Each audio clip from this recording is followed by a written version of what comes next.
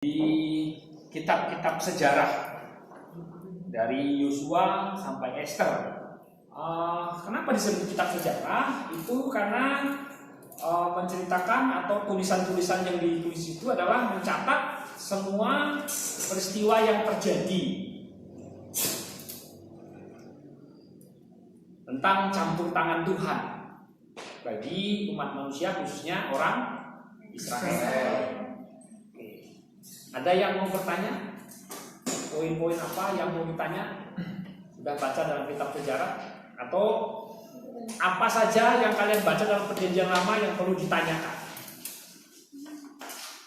Nah, di kitab sejarah ini kita menemukan berbagai hal, ya. Di sini tentang lika-liku kehidupan manusia, taat, iman, kesetiaan, kebaikan, usaha keras, pengharapan itu mendatangkan segala berkat dan segala kebaikan. Tapi kegagalan, ketidaktaatan, kelicikan dan tipu muslihat, kesesatan, bahkan penyembahan berhala ditindak tegas oleh Allah. Tapi kasih Allah semakin besar dan melimpah. Kesalahan manusia tidak menghambat rencana Tuhan. Walaupun manusia mengalami sendiri akibatnya kalau dia salah, tapi tidak menghambat janji Tuhan bagi seluruh umat manusia. Hanya yang melakukan kesalahan itu yang menanggung. Jadi kebaikan manusia juga di sini juga tidak justru makin memperbesar janji Tuhan, tidak. Karena janji Tuhan sudah lengkap, sudah benar.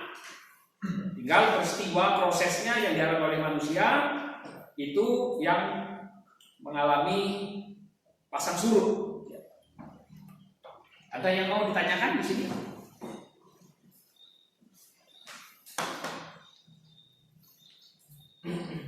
Tadi misalnya kemarin kita tuh baca di kitab Yeskel yang laki-laki itu Yeskel pasal 9 sampai 10. Yang 8 sampai 10 apa ya? 9 sampai 11. 9 sampai 11. Kalau tadi kan 11 sampai 10. 9 sampai 10 kok. Kan ada kalimat tulislah tanda atau dalam bahasa Inggris itu mark. Jadi simbol atau apa gitu lah, ya, tanda. Tapi di kitab Yeskel di pasal 9 ayat berapa itu ada mengatakan tulislah tanda P di dahi mereka. Baca nggak bagaimana? Tanda P di dahi, tanda. Jadi kalau di versi bahasa Inggris nggak ada huruf P-nya, cuma ada kata istilahnya tanda aja. Di dahi mereka, agar setiap orang yang punya tanda T ini tidak mengalami kebinasaan seperti orang-orang yang melakukan kejahatan. Baca nggak sih? Kemarin kan anak laki kan baca nih di Yeskel pasal 9 kan? Iya. Coba baca itu. Ada nggak di ayat berapa itu? Ayat 4 tulislah ayat. Yang cewek sama baca Yeskel juga sama. Berarti baca ayat ini juga yang ada huruf T ini. Ya ayat 4. Ada yang mau ditanyakan tentang apa sih huruf T ini? Apa sih huruf T? Ya, itu ya. Apa sih huruf T ini? T ya T, kan gitu kan? Cara harfiahnya. Masa T dibilang A kan enggak? Tapi kenapa cuma huruf T yang dikatakan A atau B dia? Ya kan memang. Ya penulisnya ngomong suruh ini tanda ini. Dia apa alasannya kenapa dikasih huruf T dia? Nah itu lagi. Gimana? Tanda. Di situ cuma tanda saja. Cuma ternyata kenapa kok huruf T? Kan begitu pertanyaan. Kok bukan ada yang lain tandanya? Nah, penulis Alkitab itu selalu mengajukan nanti kepada kegiatan Tuhan, ya janji Tuhan. Bahwa janji Tuhan itu kan setelah jatuh dalam dosa, janji Tuhan di dalam Kejadian pasal 3 ayat 15 itu kan ada nanti janji keselamatan, ya enggak? Janji keselamatan. Ini selalu terjadi. Selalu kalau nabi-nabi bernubuat, nabi-nabi berbicara, bahkan para penulis Alkitab di dalam Perjanjian Lama sebelum digenapi dalam Yesus, waktu Yesus lahir, itu selalu berbicara tentang janji keselamatan ini. Simbol-simbol, selalu simbol. Contoh misalnya waktu orang Israel keluar dari Mesir, kan ada simbol yang ditulis, yang ditaruh. Itu simbol darah di ambang pintu. Iya. Ada simbolnya. Entah simbolnya itu mereka ngolesin darahnya itu seperti ini, kita nggak tahu. Atau cuma titik aja, pokoknya diolesin aja ada darah di situ. Kita juga nggak tahu, tapi pasti ada maknanya. Nah, huruf T kalau dalam bahasa Ibrani itu kan tulisannya tuh gini ya, huruf T. Nah, dalam bentuk lama, dalam bentuk awal tulisan T ini simbolnya tuh ini kan tau bacanya. Huruf terakhir, abjad terakhir di huruf Ibrani, bahasa Ibrani. Nah, huruf T ini simbol awalnya di masa awalnya tulisannya tuh seperti ini. Tanda salib. Jadi huruf T ini adalah tanda salib. Nah, simbol ini jadi penulis ini mengarahkan jadi secara simbol bahwa orang yang diselamatkan tentu dengan mengarahkan ini. Ada tanda keselamatan ini. Itu yang penjelasan dari huruf T. Nah, huruf T. Jadi inilah simbol yang dipakai. Tapi bukan huruf T ini yang menyelamatkan, bukan simbol yang menyelamatkan, tapi nanti mengarahkan kepada karya Kristus. Karya Yesus ya. Itu Yesus kan karyanya kan menyelamatkan manusia melalui salib. Nah, itu simbol, itu juga simbol ya. Kenapa kok huruf T? Nah, coba nanti ada hal-hal lagi yang kalian baca, nah kalian temukan, jadi silakan ditanya. Makanya nanti di slide di Google Classroom-nya nanti saya akan sharekan bahan ajarnya saja, ya, bahan ajarnya saja. Mungkin minggu depan kita akan belajar di kitab-kitab syair, habis itu di nabi-nabi, karena sebentar lagi pertemuan kita, ya nggak sampai Desember kan. Oke, ada lagi yang mau ditanyakan? Saya Pak. Oh, sangat dulu 1, 2, ada lagi. Oke. Saya bertanya tentang ini sih Pak, dari penjelasan tadi. Bapak sendiri tadi mengatakan bahwa kitab-kitab sejarah ini adalah pelajaran yang menceritakan tentang campur tangan Allah dalam setiap kehidupan manusia, khususnya pada zaman itu adalah bangsa Israel. Tapi seperti yang kita tahu, campur tangan Allah itu lebih konkretnya itu di kitab Keluaran. Dari pas Musa membawa bangsa Israel itu seperti ya kita lebih nampak di sini campur tangan Tuhan itu berlakunya di situ. Namun kenapa kitab Keluaran itu tidak termasuk dalam kitab-kitab sejarah? Ya, karena memang kitab Keluaran itu kan lebih dikelompokkan kepada Pentateuch. Ya, jadi kelima kitab Musa menceritakan tentang campur tangan Tuhan khususnya bagi orang Israel pada itu keluar dari tanah Mesir. Nah, tapi setelah mereka keluar dari tanah Mesir, kan sudah selesai itu ceritanya, dilanjutkan dengan para pemimpin selanjutnya. Nah, kelanjutan itulah yang kanon, ini kanon ya, jadi berdasarkan kanon kelompok-kelompok untuk membagikan para sarjana, tentunya membuat kelompok kanon itu, maka dimulailah dari kitab sejarah, nanti mulai dari Yosua sampai Ester, itu aja, karena berdasarkan kanon saja. Kalau berdasarkan cerita Alkitab, ya Kejadian juga ya sejarah, setiap cerita di situ juga semua campur tangan Tuhan. Tapi dalam bentuk literatur atau bentuk kitab, bentuk buku, aturannya ya ada kelompok-kelompoknya cuma untuk memudahkan saja berdasarkan kanon tadi, dan begitu. Ya memang secara lebih jelas semua itu kan bicara tentang campur tangan Tuhan dari kitab Kejadian sampai Wahyu, gitu. Cuma ini dalam konteks kanonisasi di kitab PL supaya kita lebih mudah membagikannya pola pola membagikannya. Oh, kita pencatuk ada 5, mulai dari kejadian sampai ulangan. Lalu dalam kelompok sejarah apa saja? Nah, kita mudah membagikan begitu saja sih. Kalau misalnya di kitab, apakah di kitab syair nanti nggak ada campur tangan Tuhan? Kan udah juga, semua kan cuma campur tangan Tuhan. Cuma dalam bentuk sejarah, dalam bentuk cerita, nah itu lebih cocok dimasukkan ke dalam bentuk sejarah. Ya. Lalu, dah, kira-kira gitu. Baik, terima kasih atas pertanyaannya. Lalu siapa tadi si Winda ya? Iya, Pak.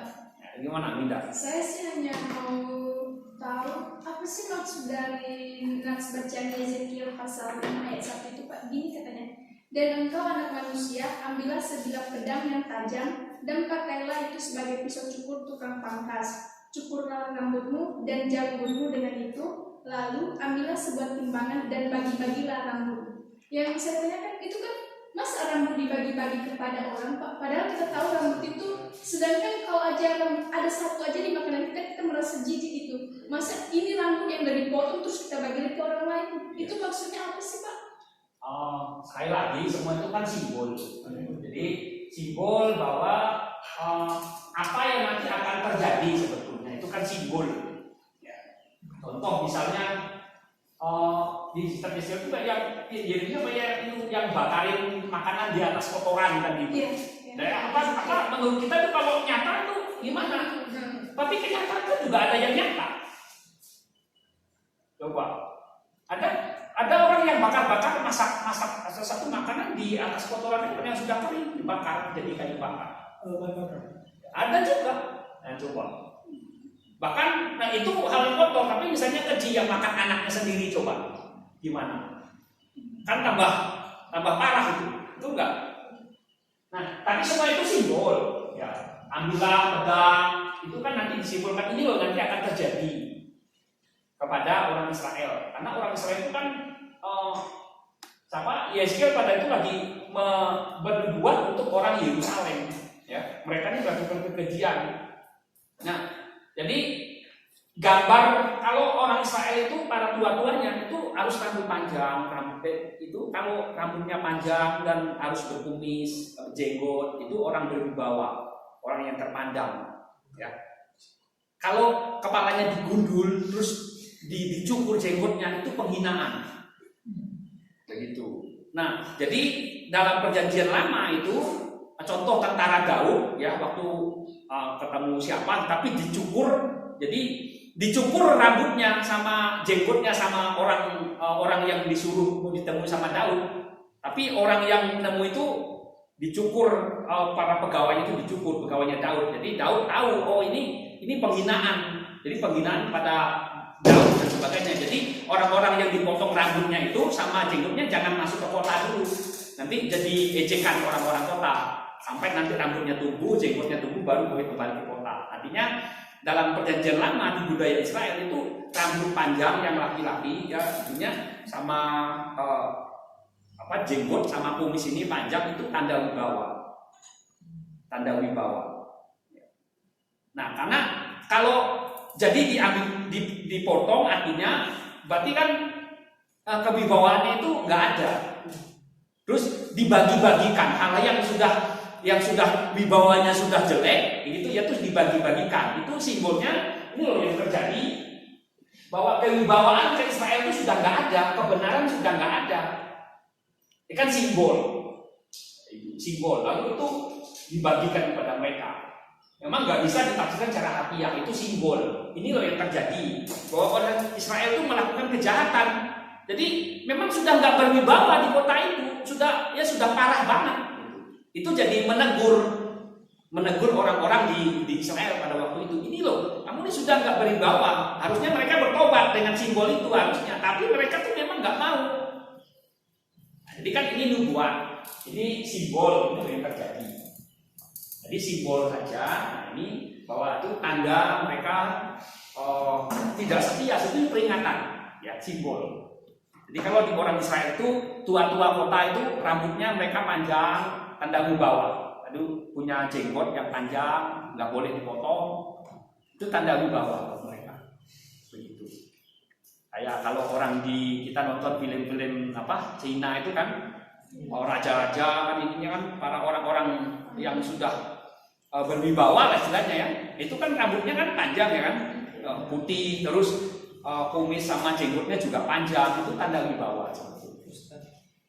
Namun kalau di Indonesia sekarang gimana? Jadi nggak ada.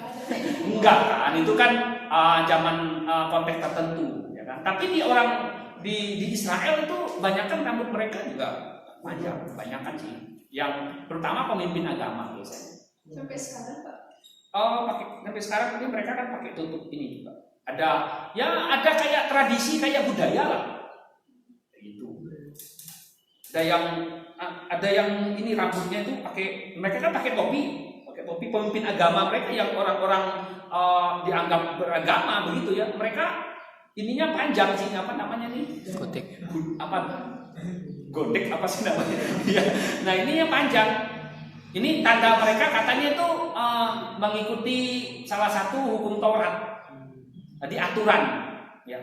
Memang tidak tertulis tapi ada aturan tertentu di Taurat itu bahwa mereka buktikan itu anak-anak dari Taurat mengikuti Taurat, rambut mereka itu panjang. Ininya godek ini loh, panjang. Rambutnya nanti ditutup oleh ada topi sepanjang itu. Panjang. Entah panjang apa tidak rambutnya tapi ditutup. Tapi biasanya para imam itu ya rambutnya panjang.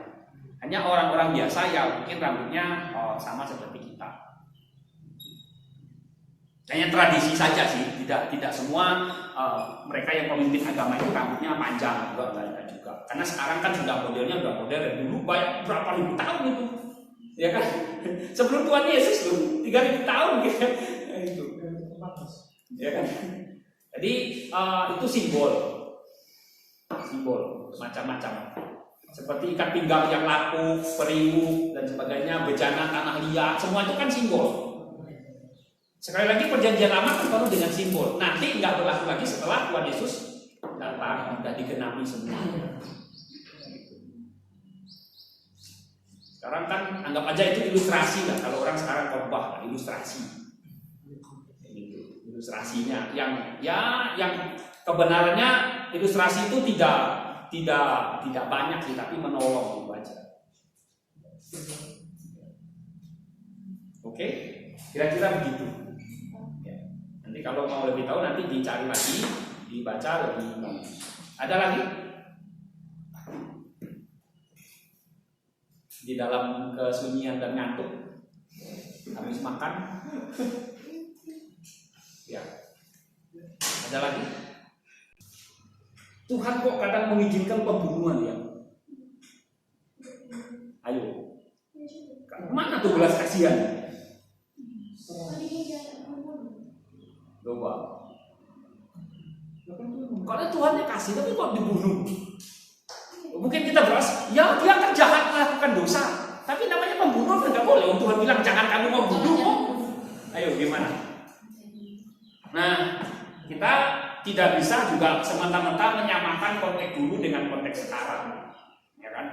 Dulu memang caranya untuk membersihkan mungkin satu hukumnya untuk membersihkan satu negeri dari kejahatan, bisa melakukan pembunuhan sesuai dengan hukum. Kan boleh. Sekarang kita misalnya kita bilang nggak boleh membunuh, tapi kalau orangnya dia kena jatuh hukuman mati kan boleh dibunuh. Kan konteksnya zaman dulu orang kalau memiliki negeri ya kalau ada penduduknya di situ ya harus dihalau dulu. Kalau mau mudah harusnya penduduk itu sudah tahu tuh firman Tuhan, maksudnya ya sudah dikasih aja buat mereka, udah kita istilahnya ikut di bawah mereka kan beres, tidak ada perperangan kan. Tapi setiap orang kan punya privilege-nya masing-masing. Kalau bisa dipertahankan kan begitu. Nah tapi kan semua orang kan begitu. Entah itu dengan maksud baik, entah itu dengan maksud jahat, mereka selalu berbuat apa saja yang bisa mempertahankan. Nah cerita inilah yang terjadi di dalam kitab sejarah. Cerita-cerita apa ada yang diceritakan tentang campur tangan Tuhan.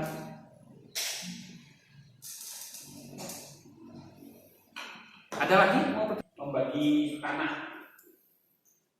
perjanjian, pembagian.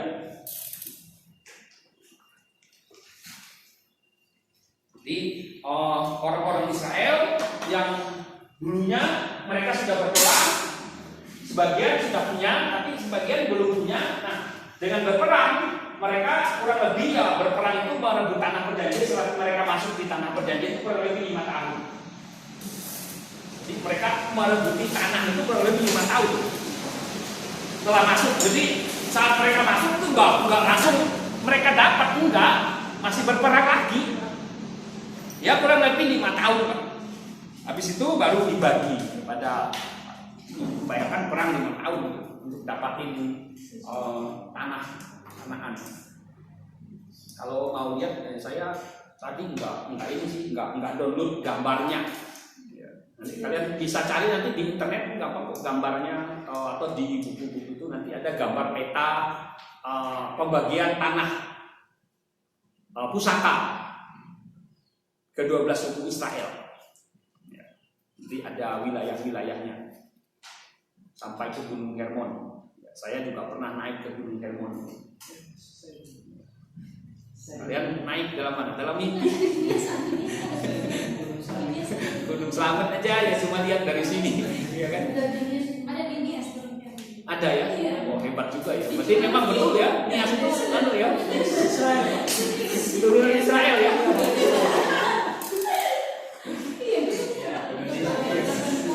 Hermon ya.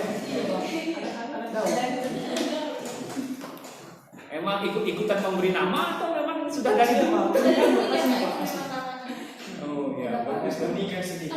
Ada batunya. Hah? Ada batunya juga. Iya. Dalam perjanjian lama bahwa sebelum raja-raja itu yang menjadi fokus pemimpin adalah Tuhan. Jadi teosentris. Tuhan yang menjadi pemimpin, pusat pemimpin. Walaupun nanti ditunjuk melalui wakil-wakilnya di dunia ini, misalnya waktu memimpin orang Israel awal mulanya melalui Musa, misalnya. Lalu setelah Musa Yosua, tapi Yosua nanti para hakim. Nah, yang nanti cocok disebutkan simbol pemimpin yang paling lengkap jabatannya itu kita mulai dari Musa, lalu nanti di Samuel. Kalau Daud aja nggak bisa jadi imam. Jadi ini yang nanti cocok ke kepemimpinan yang disebut kepemimpinan Yesus ya. Jadi kalau disebut simbol tentang kemesiasan Yesus adalah ini, Musa dan Samuel yang cocok.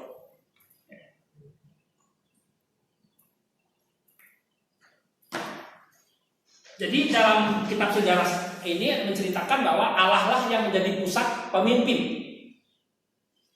Nah, Yosua pun mengajak orang Israel itu mengikuti Tuhan. Dalam Yosua pasal berapa? 34 ayat berapa tuh? 15. Bahwa aku dan seisi rumahku kami akan mengikuti Tuhan. Kalau kamu terserah. Berapa? Yosua berapa? Yosua 24. Jadi 34 saya yang salah. Yosua 24 ayat 15. Benar. Tapi aku dan seisi rumahku kami akan beribadah kepada Tuhan. Nah, kalau kamu ya terserah, kan gitu. Itu Yosua menantang bahwa kalau kita mengikuti Tuhan ya kita akan sendiri, Tuhan akan pimpin. Tapi kalau kita memilih untuk tidak ikut Dia, ya akan menanggung segala resikonya.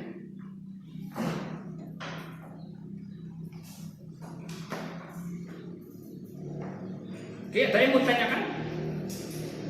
Nah, di kitab Hakim-Hakim, kita kan masuk Hakim-Hakim. Kenapa disebut Hakim-Hakim?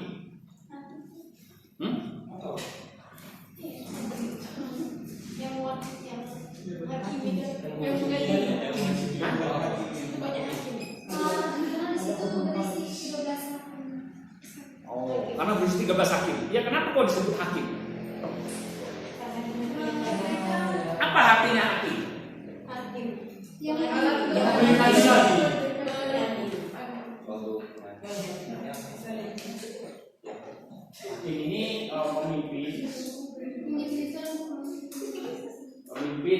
istilahnya itu mengadili.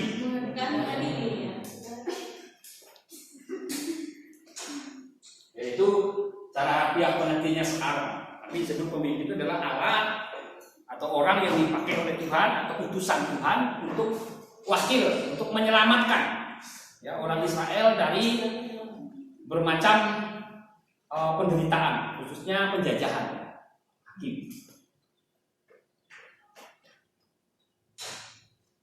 Jadi konteks ini adalah hakim itu adalah seorang pembebas yang membawa kemerdekaan atau pemimpin yang membawa kemerdekaan. Itu hakim.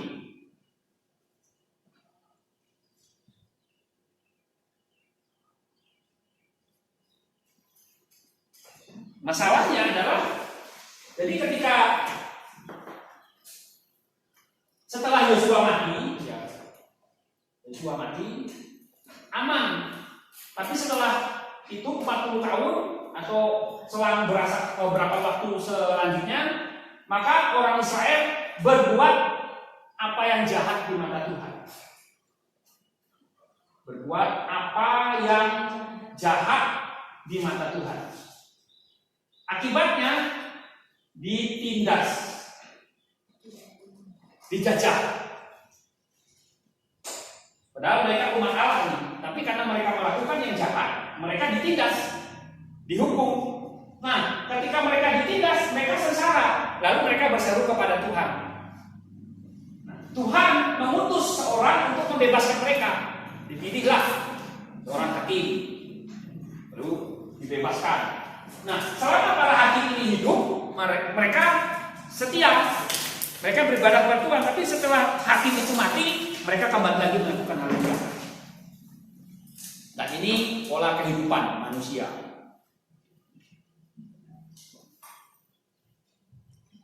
Ada yang mau ditanyakan? Jangan. Ya. Apakah Daud pada masa itu adalah hakim? Daud pada waktu itu bukan hakim. Daud nanti itu masuk di kitab Raja-Raja ya. Sejarah. Soalnya kan Daud pernah mengadili Apa? perempuan yang merebut anak itu, Pak. Oh, bukan Daud.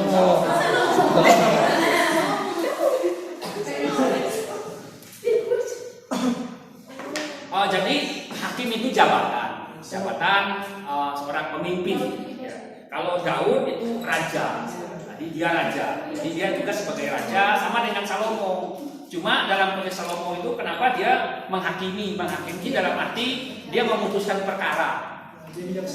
Ya, bijaksana berdasarkan hikmatnya. Jadi memutuskan perkara itu hakim itu artinya menimbang sesuatu yang adil, yang baik dan benar. Mana yang perbuatan yang baik nanti akan dibenarkan, yang salah ya dinyatakan salah. Nah, cuma kan dalam situasi kehidupan ini kan orang berdasarkan memanipulasi data, bermacam-macam alasannya, ya kan? Contohnya tadi 2 perempuan itu. Siapa yang tahu kalau anaknya ini ya satu yang berbuat ini, tapi kan dia juga kalau bisa dia yang menang kan begitu. Dia ingin anaknya juga dia dapat anak, padahal anaknya sudah mati. Tapi kan nggak bisa dibuktikan. Kalau sekarang mungkin bisa ada tes DNA ya cepat gitu ya kan. Zaman dulu nggak ada.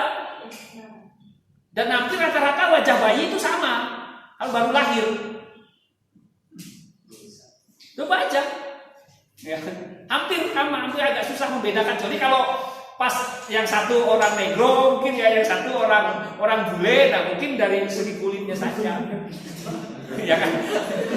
Tapi biasanya anaknya baru lahir baik yang rasnya hitam maupun yang agak kulitnya agak putih itu biasanya agak sama kok ya. Enggak terlalu jauh beda. Jauh ya. Tapi enggak biasanya sama-sama agak merah-merah kok. Enggak kelihatan hitam. Agak susah membedakan, Kalau baru lahir nanti kalau sudah umur berapa hari, berapa ini baru udah kelihatan, udah ketiup angin, udah kena ini, nah itu sudah agak bisa dibedakan.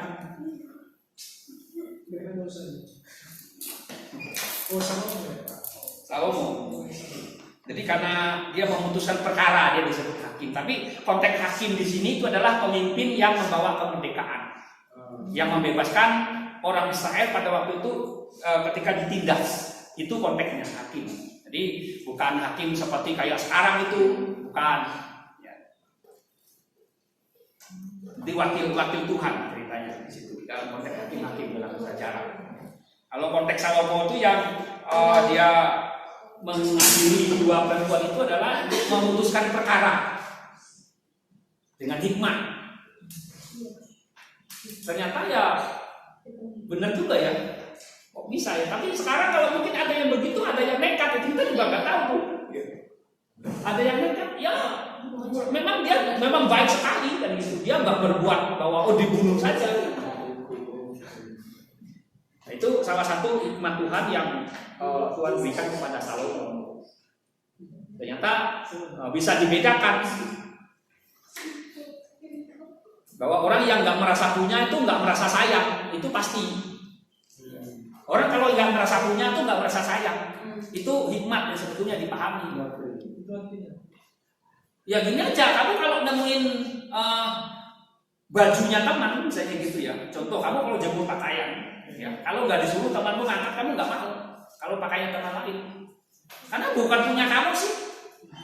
Misalnya kamu pun terpaksa nih, kamu pakai sekali gitu ya.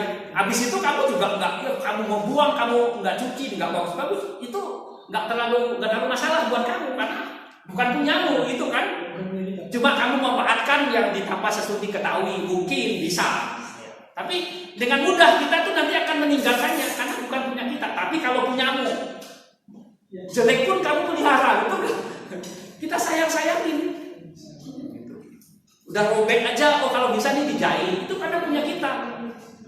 Walaupun robek, walaupun punya orang lain, kalau kadang bagus kita, ini punya orang kok kan itu. Kita nggak terlalu ini. Sama ceritanya seperti perempuan tadi. Oh, bukan anaknya kok. Kalau nggak ada masalah sih, nggak masalah. Saya nggak tahu. Saya yakin mungkin juga sini mungkin ya takdiran saya sih. Kalau nanti anaknya udah besar, ya. Kalau bagus sih, kalau anaknya baik mungkin dia baik. Tapi kalau anaknya nakal, atau dalam kehidupan sehari-hari bisa nggak ibu ini yang bisa jahat kepada anaknya? Disiksa lah, diapa gitu. Bisa juga nggak? Bisa juga bukan anaknya kok. Tapi kan itu kita cuma spekulasi. Oke, ada lagi yang mau ditanyakan?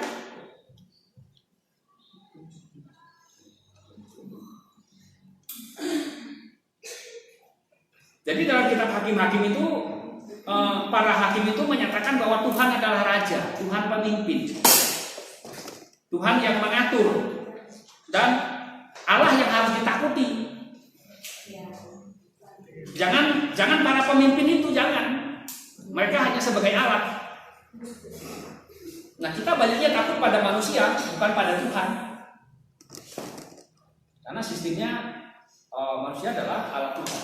Jadi kita harus lebih takut kepada yang memberi. Lalu Tuhan sebagai pahlawan perang, itu yang penting. Ada lagi yang mau ditanyakan? Nggak persiapan pertanyaan dulu. Iya. Oke. Cuma prinsipnya memang tertulis lebih baik satu istri karena memang Tuhan nggak nyuruh harus satu juga sih. Cuma secara prinsip bahwa dari semula laki-laki cuma untuk satu perempuan itu aja. Ya, ada cuma mau. Iya, itu aja ceritanya. Cuma perkembangannya jadi laki-laki ada yang ambil istrinya banyak, ada. Tapi dari semula konsepnya Tuhan cuma menciptakan, nggak ada Tuhan dulu ambillah hanya satu istri buat kamu, enggak. Tuhan nggak ngomong begitu. Tapi prinsip yang istilahnya Tuhan larang supaya banyak istri itu gini, nanti ada masalah. Bagaimana kita mau berbagi dengan kasih dengan adil? Bagaimana kita mau ini? Tapi ternyata di Alkitab juga banyak tuh yang istrinya dua. Ya kan? Begitu. Kan bermasalah. Apakah Tuhan tidak sayang kepada Salomo? Apakah Tuhan nggak menegur dengan berbuat Salomo? Fatal sekali buat Salomo sebetulnya. Cuma kan pada konteks kampung itu ternyata raja itu kan punya kewenangan. Raja itu boleh ambil kan raja konteks waktu itu. Oh sekarang sih udah bagus ya kan. Tapi ada nggak yang mungkin masih diam-diam punya istri banyak? Ada juga mungkin. Ya kan? Ya, sekarang. Iya kan? Dan zaman dulu sah-sah saja. Oh itu dia raja kok. Lalu dia kita juga banyak. Oh, istrinya yang banyak, yang banyak. Yakub aja 2 terus tambah bundiknya 2 jadi 4. Ya kan? Abraham aja istrinya 3.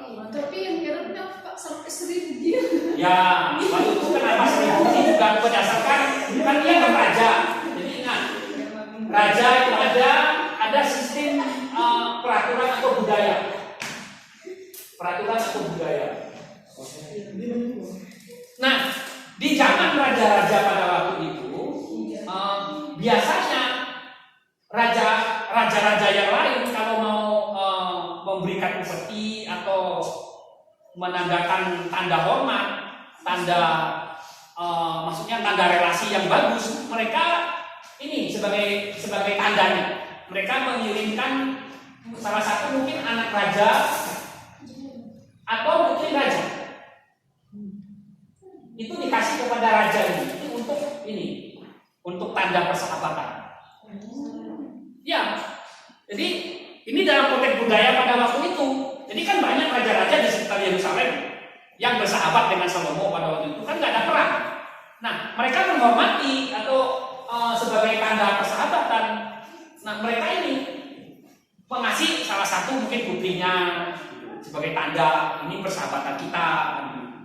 Ya, jadi banyak banget nanti berapa istrinya 300 lalu bundiknya 700. Iya. Hasilnya 1000.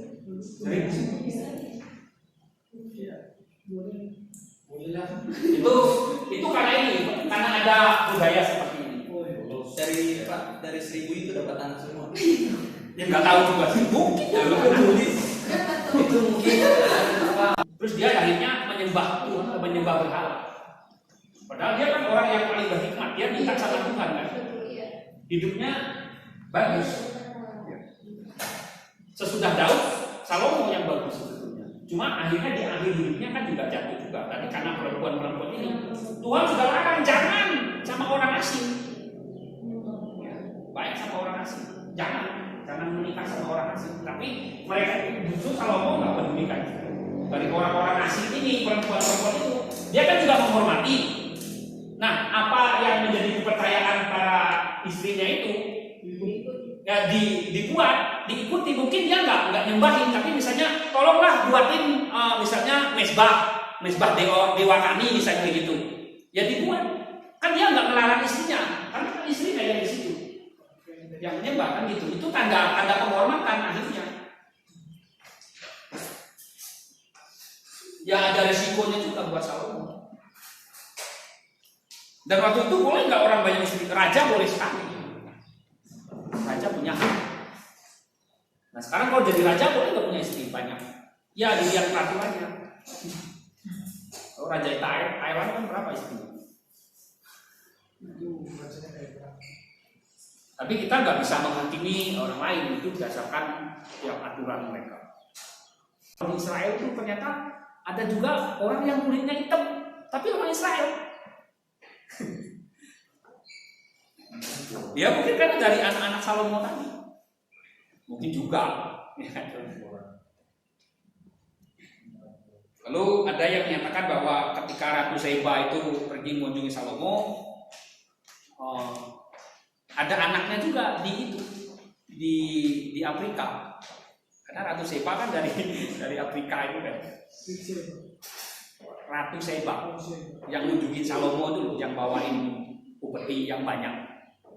Nah setelah dia pulang, ada yang bilang bahwa dia hamil, jadi dia punya anak di Afrika sana, keturunan Salomo.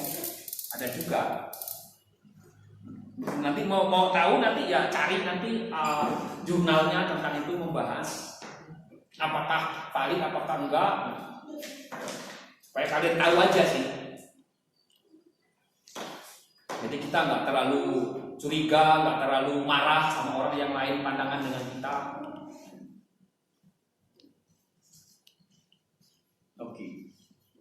Jadi gimana dengan masalah istri Salomo? Bermasalah banget ya? Kan kita sesuai dengan materi yang kemarin juga ya, hari ini sebagai Yosua itu sebagai pembawa orang Israel yang masuk ke tanah perjanjian. Tapi kalau saya lihat secara pribadi ya, berarti kok Tuhan itu tidak adil ya? Kok dia harus pilih orang Israel untuk masuk ke tanah Kanaan dan sekali nanti terjadi peperangan di antara itu? Kenapa Allah saja pilih tanah yang kosong, yang sebenarnya yang nggak ada orang di sana, ditunjukkan orang Israel ini? Kenapa harus berperang lagi?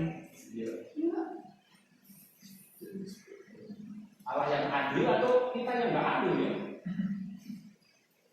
Kenapa kok Tuhan itu kok menempatkan orang Israel di tanah Kanaan? Padahal kan menempatkan orang Israel di tanah Kanaan. Padahal sudah ada orang Kanaan, ya kan? Orang Kanaan. Kenapa kok nggak disuruh tempat lain aja ya? Dalam Kejadian pasal 11 dan 12 itu kan tentang Abraham. Allah mengutusnya suruh pergi ke tanah yang ditunjukkan. Disinilah di tanah Kanaan. Oh gitu Allah nggak adil kok. Terus nanti diperangi lagi. Nggak disebami juga sih. Masih ada sampai sekarang. Kan nggak semua dibasmi. Tapi justru itulah yang menjadi jerat buat orang Israel nanti. Terus gimana keadilan kita? Ya dalam konteks waktu itu adalah ini kan kita lihat janji Tuhan. Janji Tuhan bahwa kenapa kok Israel yang dipilih? Apa sih bagusnya Israel? Ayo. Apa bagusnya? Dia bilang umat pilihan dia berdasarkan pilihnya tuh ngapain? Ya, jadi bukan karena Israel itu bagus apa enggak, bukan. Ini loh pilihan Tuhan itu. Pilihan Tuhan ternyata Tuhan punya hak istimewa memilih Israel itu menjadi wakil. Jadi ingat tuh, wakil. Wakil untuk menceritakan berkat buat orang lain, berkat kehidupan, berkat keselamatan. Jadi wakilnya. Nah, tapi waktu jadi wakil orang Israel berhasil nggak? No. Enggak, gagal juga. Dan gitu, gagal juga. Jadi keistimewaan itu adalah hak pilihnya Tuhan, bukan karena orang Israel bagus ya. Tapi memang ya karena mereka dipilih Tuhan, baik dari Abraham sampai nanti ke Yakub sesuai dengan perjanjiannya Tuhan. Apakah Israel bagus? Enggak. Tapi Tuhan memang memilih untuk dia jadi wakil. Apakah lewat pemilihan umum? Juga enggak ya pada waktu itu. Itu Tuhan punya rencana. Kira-kira sih itu yang saya jawab secara singkat. Nanti masalah kenapa kok Tuhan kok tempatkan mereka di Kanaan? Ya memang Tuhan menyuruh mereka di sana. Di satu sisi orang Israel itu menjadi wakil untuk memberitakan kabar baik, ya, untuk membuat tanah Kanaan yang harusnya dikutuk menjadi berkat. Di satu sisi orang Israel itu menyampaikan tentang Allah yang benar. Tapi di sisi lain juga untuk menghukum orang Kanaan yang berbuat jahat. Jadi semua tanah, semua bumi ini kan milik Tuhan. Tanah itu nggak boleh dikotori dengan penyembahan berhala, dikotori dengan berbagai kejahatan. Nah, di tanah Kanaan ini penduduknya sudah penuh dengan kejahatan. Jadi Tuhan ingin membasmi semua kejahatan itu. Ini konteks dalam perjanjian Allah dengan Abraham. Nah, bukankah Allah sudah pernah membasmi manusia sebelum Kanaan? Pernah kan? Air bah. Itu Allah menghukum kejahatan manusia. Betul nggak? Allah menghukum kejahatan manusia, dimusnahkan di situ. Apakah Tuhan gak adil? Ya adil, karena sesuai menjawab kejahatan manusia. Adil gak? Bahwa kejahatan itu pasti mendapat hukuman. Adil dong, dan begitu. Itu yang kita lihat. Jadi bisa juga menghukum, karena memang menghukum karena kejahatan mereka. Itu di kitab Nabi-Nabi nanti akan kita baca bahwa karena kejahatan mereka di tanah, akhirnya tanah itu mereka penduduk itu dibasmi dan diganti oleh orang Israel. Dan orang Israel juga kalau mereka melakukan kebenaran, kalau mereka berhasil menjadi wakil Tuhan ini, mereka memiliki negeri ini dengan penuh dengan syukur, penuh dengan berkat. Tapi ternyata mereka juga melakukan kejahatan, mereka juga dibuang. Mereka juga diusir dari tanah Kanaan. Diusir itu mereka berapa kali dibuang? 2 kali di Mesir. Setelah di Mesir, nanti masa pembuangan di Asyur dan di Babel. Diusir loh. Sampai sekarang banyak yang orang Yahudi di luar Israel diamnya akibat kesalahan-kesalahan mereka. Ya itu yang nanti saya jawab. Kalau nanti kurang memuaskan, nanti kamu cari lagi. Tapi 2 alasan tadi atau 3 alasan tadi. Ya kadang kita mempertanyakan keadilan Tuhan sih. Di satu sisi juga iya benar, tapi di satu sisi apa hak kita sih? Kayak gitu. Iya enggak? Oh kita ini ciptaan kok berani-beraninya tanya kan gitu. Di satu sisi loh. Tapi satu sisi kan kita manusia punya pikiran yang dari Tuhan juga. Perlu tanyain dong kan.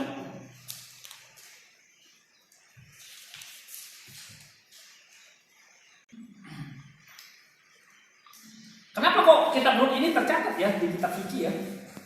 Padahal kan dia ini orang luar.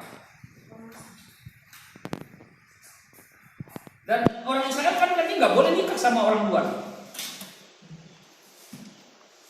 Apa sih simbolisnya untuk kita sekarang?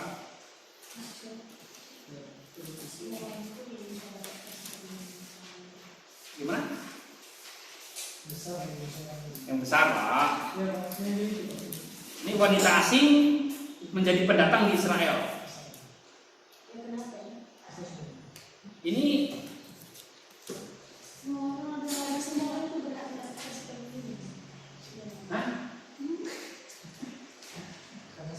ini orang asing setia, malah dipilih, ya kan?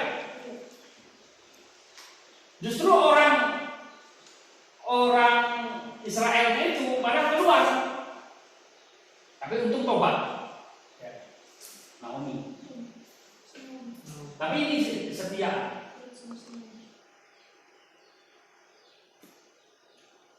Ada apa ya ceritanya begini? Kenapa? Ada yang mungkin kalian berpikir kenapa ya? Apa kaitannya dengan iman kita sekarang? Apa kaitannya dengan narasi yang diceritakan oleh kitab Rut ini?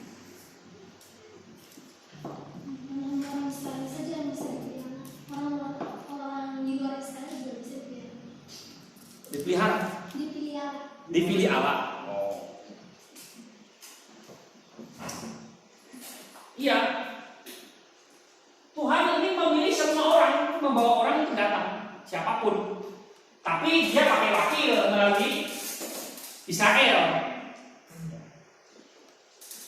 Nah, cuma kan wakilnya ini nggak bisa jadi wakil, tidak berhasil. Bisa jadi wakil tapi tidak berhasil, tidak menjalankan fungsinya sebagaimana adanya, sebagaimana dia jadi wakil.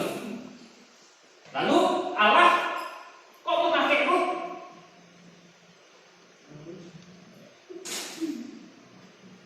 Jadi kalau kita lihat dalam gambaran perjanjian baru itu kita ini kan bukan orang Israel, betul nggak? Iya. Orang Nias, orang manapun kayak gitu. Tapi kan jelas kita bukan orang Israel ya kan? Contohnya kita bukan umat Allah. Tapi kita ini orang yang dimasukkan menjadi umat Allah. Karena apa? Karena iman. Kita percaya iman itu percaya bahwa Allahmu, Allah itu ada. Kan dalam konteks root itu kan bahwa apa Allahmu menjadi Allahmu, ya kan? Kepercayaanmu menjadi kepercayaanmu. Jadi iman itu berbicara tentang Allah ada, Allah yang kita sembah. Nah ternyata Ruth ini ya sama, dia punya iman bahwa ini Allah Israel itu. Nah kita kan percaya kepada Yesus, kita punya iman kepada Yesus, kita masuk dalam umat pilihan Allah. Karena umat pilihan Allah itu adalah orang yang ikut dalam rencana Tuhan, ya, dipilih oleh Tuhan. Oke. Nah kita kalau secara teologis itu bahwa menggambarkan semua orang mendapat kasih karunia yang sama di hadapan Allah. Jadi nggak ada orang asing, nggak ada orang Yunani, nggak ada orang Yahudi, semua sama mendapat kasih karunia Allah. Orang di luar umat Allah menjadi umat Allah. Itu gambar tentang gereja dan setiap orang yang mengikut Yesus menjadi orang percaya. Itu gambaran secara singkat. Namun pelajaran secara teologis yang lainnya nanti kita pelajari di kemudian hari.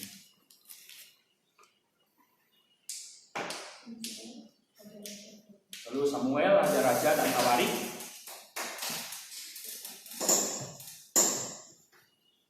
Itu bicara tentang tokoh-tokoh yang memimpin. Raja Daud, raja yang ideal.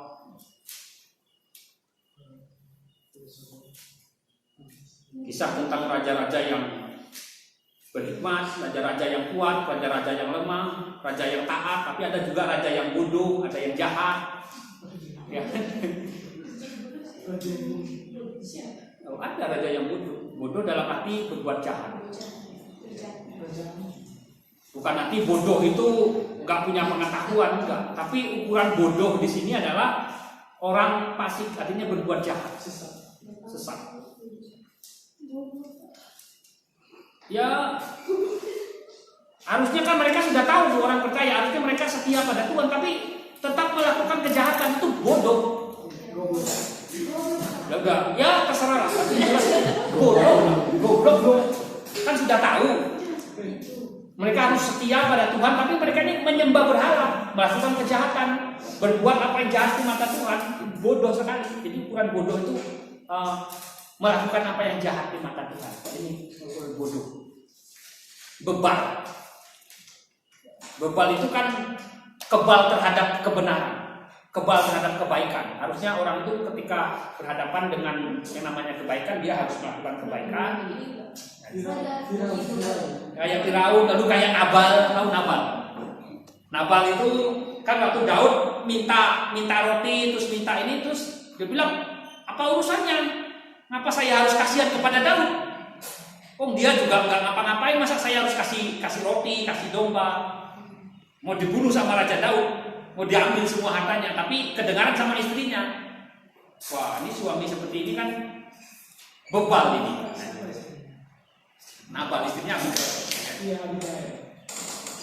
bukan dia nggak punya pengetahuan, kayak nggak tahu 1 tambah 1 2, bukan seperti itu. Tapi karena bebal atau perbuatannya yang jahat di mata Tuhan, itu ukuran bodoh.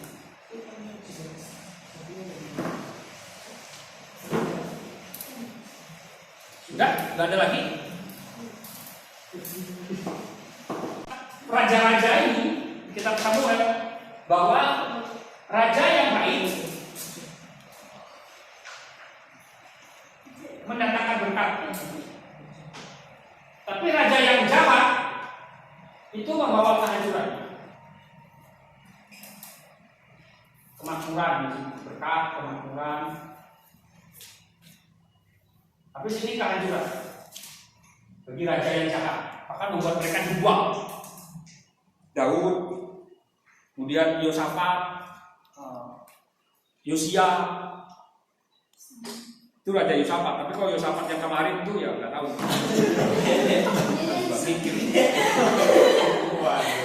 Dia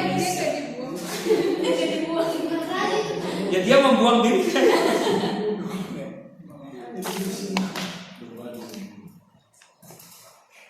Ya banyak raja yang jahat, membuat aib bahwa mereka dibuang.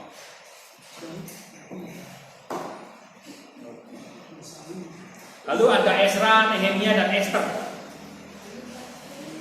Nah ini zaman pembuangan. Jadi orang di zaman pembuangan, Ezra, Nehemia, dan Esther, mereka di zaman pembuangan, tapi juga ada yang mereka sudah kembali. Setelah dibuang, mereka di akhir pembuangan lalu mereka kembali kayak Ezra, kalau ada Nehemia. Tapi kalau Esther nggak sempat kembali. Ceritanya mereka di pembuangan. Nah dalam kondisi pembuangan Allah tetap memelihara orang Israel. Itu jelas ceritanya di situ. Jadi kita nih bahwa kita bilang kalau ketika kita mengalami masalah bahwa Tuhan itu nggak turut campur tangan, nggak begitu. Buktinya ketika dalam pembuangan Allah turut tangan, Allah akan memulihkan. Nah, pesan teologisnya adalah Allah selalu bekerja dalam kehidupan setiap orang percaya dalam segala hal. Contoh misalnya dalam Esther, harusnya orang Israel itu orang Ibrani itu orang Yahudi itu dibunuh habis, dibabat habis sama bukan Haman. Rajanya Ahasveros, tapi yang merencanakan kejahatan itu adalah Haman. Tapi Allah bekerja, ada campur tangan Tuhan di situ. Lalu Ezra seorang ahli kitab yang mengajarkan dan menghidupkan kembali iman yang murni kepada Allah di tengah pembuangan. Dia yang satu pengajar yang masih mengajarkan tentang iman yang murni kepada Tuhan, nggak ikut-ikut pengajaran yang baru di negara buangannya. Enggak. Lalu Nehemia memimpin membangun kembali tembok Yerusalem yang hancur. Esther dipakai Allah untuk membebas orang Israel dari krisis pembinasaan. Nah, siapa sebetulnya tokoh utama di sini? Allah. Di dalam kitab Hakim-Hakim itu kita sejarah tokoh utamanya adalah Allah. Allah semua yang menolong, yang membebas, bahkan membukukan untuk ketika berbuat dosa, berbuat salah. Oke. Sampai di sini.